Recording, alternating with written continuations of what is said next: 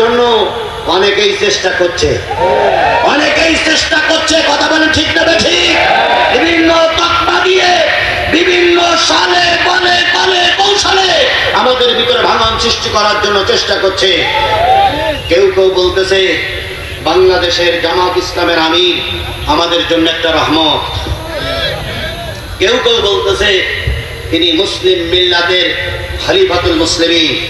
আমি অতটুকু বাড়াই বলতে চাই না, আমি শুধু এতটুকু বলতে চাই এই ক্রান্তিকালে তার মতন একজন নেতা আমাদের বড় প্রয়োজন ছিল। আল্লাহ দয়া করে জাতির উপরে এখন একজন নেতা চাপিয়ে দিয়েছেন। তিনি জেনারেল শিক্ষিত মানুষ, বুড়ো মানুষ, কিন্তু যে দৌড়ে হাঁটে, যে কষ্ট করে রে আল্লাহ। উনি মাঝে তো বলেছেন আমারে বুড়া বুড়া মনে করিও না। হ্যাঁ, বলতেছে আমি বয়স্ক যুবক। এ কথা তো কোনোদিন শুনুন, বয়স্ক যুবক। আল্লাহ, তিনি মিডিয়ার সামনে আসতেছে, মিডিয়ারা সলে বলে দেখাইয়ে সুরিয়ে উত্তর নিচে কত প্রশ্ন করতেছে।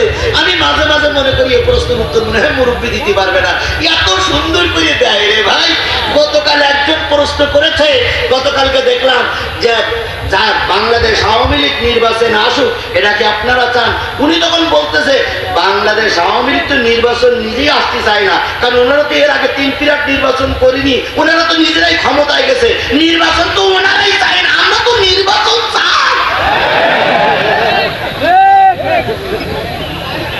শেখ হাসিনা তার দল কি কোনো সময় নির্বাচন চেয়েছে? আমার জাতি উত্তর দেন, শেখ হাসিনা এবং তার দল কি কখনো নির্বাচন চেয়েছে?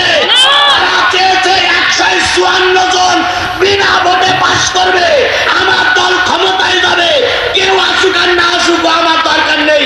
ওনারা মুখি মুখি বলতেন